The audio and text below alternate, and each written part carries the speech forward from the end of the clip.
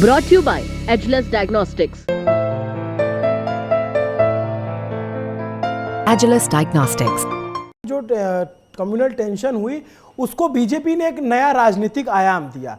जिस लड़के की हत्या हुई, भुवनेश साहू नाम था, भुवनेश्वर साहू या भुवनेश साहू ऐसे ही नाम था उनके भुवनेश्वर साहू उनके पिता ईश्वर साहू को बीजेपी ने उसी सीट से टिकट दे दिया है। तो क्या एक साहू वोटर्स को एक साथ लामबंद करने की कोशिश है? क्या ये टैक्टिस, ये जो पॉलिटिकल दांव है, ये काम करता नजर आ रहा है? क्योंकि साहू एक बड़ा वोट बैंक है छत्तीसगढ़ में, ओबीसी पॉलिटिक्स में खास करके। सरकारी नौकरी, उच्च पद और मान अब पाना हुआ बेहद आसान। लॉग ऑन करें www.kdcampus.live। मैं ईश्वर साहू का इंटरव्यू करने के लिए उनके घर गया था। उनके गांव में बिरनपुर नाम का गांव है, बहुत ही छोटा सा कमजोर झोपड़ा है। और मैं बतलाऊं आपको, ये ईश्वर साहू जो परिवार के पुरुष मुखिया हैं, ये 25-30 साल तक नागपुर में हमाली का काम किए, मजदूर हैं जो ट्रकों में सामान लादते हैं, उतारते हैं, ऐसे मजदूर वहां रहे हैं। ये वहां से आके गांव में बसे और इनका डेली वेजेस पे काम करने वाला मजदूर बेटा वो एक कम्युनल टेंशन में मार दिया गया। अब वहां पे बीजेपी जो है, बीजेपी अकेली राजनीतिक पार्टी थी जो तुरंत दौड़कर हिंदू शव के घर पे पहुंची। वहां पे 2 मुस्लिम भी मारे गए थे, बीजेपी उनके घर नहीं गई। उनके घर के ठीक सामने से धूल उड़ाते हुए भाजपा विधायकों का, रमन सिंह का, सबका काफिला निकला। वहां रुके नहीं बीजेपी वाले मुस्लिम परिवार में। खैर वो पार्टी की नीति आप जानते हैं जी। लेकिन और कांग्रेस की तरफ से लोग गए दोनों तरफ। हाँ, लेकिन बीजेपी जो कांग्रेस पार्टी जो है वो आज तक 8 अप्रैल से लेके आज तक कांग्रेस पार्टी और छत्तीसगढ़ की सरकार ईश्वर साहू के घर पे नहीं गए। कोई नहीं, सरकार का कोई छोटा मोटा अमला, तहसीलदार कोई चले गया, आप चेक लेंगे क्या? आप बतलाइए सरकार और वो का। जो 2 मुस्लिम मारे गए उनमें उनके घर कोई गया? उनके घर भी कोई नहीं गया। कांग्रेस पार्टी ने बीरनपुर को छत्तीसगढ़ के नक्शे में नो मैंस लैंड जैसा ट्रीट किया है जी। कांग्रेस ने अपने हाथ इससे अलग रख लिए। उनको ये लगा कि यहाँ हाथ डालने से हमारी जो प्रो हिंदू इमेज है उसको नुकसान पहुंच सकता है। और वहाँ के जो विधायक हैं, रविंद्र चौबे, जो बड़े मंत्री हैं यहाँ के, वो भी अपने कॉन्स्टिट्यूंसी में नहीं गए। वो वहां से 10 किलोमीटर दूर जाकर अपना जन्मदिन मनाकर शायद आ गए, लेकिन बिरनपुर में वो नहीं गए।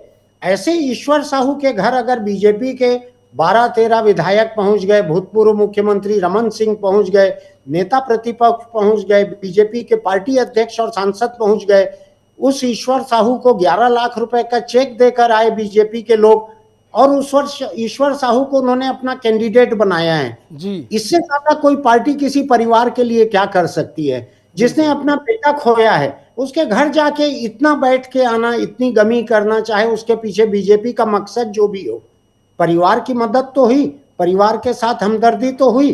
कांग्रेस ने बिरनपुर में कुछ नहीं किया, लेकिन बीजेपी ने वहां जाके ईश्वर साहू के परिवार की जितनी मदद की, जितनी हमदर्दी दिखाई, उससे वो परिवार भी भाजपा के साथ हो गया। और अभी जब भाजपा ने ईश्वर साहू को कैंडिडेट अपना बनाया है तो मैंने इसको बीजेपी का एक मास्टर स्ट्रोक कहा था।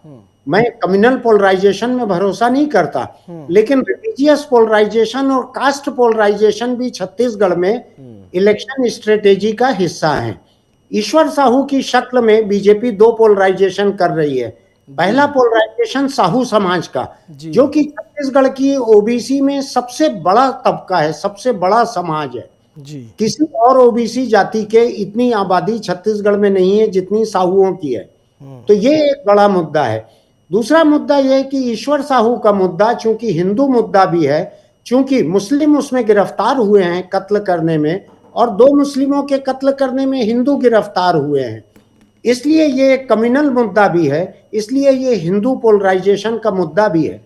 इसीलिए अमित शाह ने जब राजनांदगांव में आम सभा की, वहां का हिस्सा नहीं था ईश्वर साहू की कॉन्स्टिट्यूंसी, नांदगांव जिले का, कवर्धा जिले का भी हिस्सा नहीं था, लेकिन ईश्वर साहू को अमित शाह ने स्टेज पर पेश किया। उसके बारे में कुछ गलत तथ्य भी अमित शाह ने कहे, जिसके बारे में इलेक्शन कमीशन से शिकायत हुई है। वो एक अलग मुद्दा है, वो लंबी कहानी हो जाएगी और 1-1.5 मिनट लगेगा उसमें।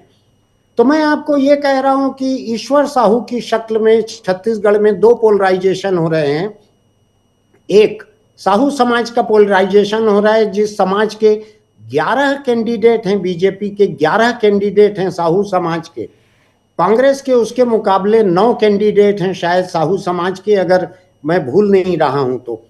ये इतना महत्वपूर्ण समाज है, इसकी आबादी ओबीसी के भीतर इतनी अधिक है, तो बीजेपी ने ये दो पोलराइजेशन का काम किया है।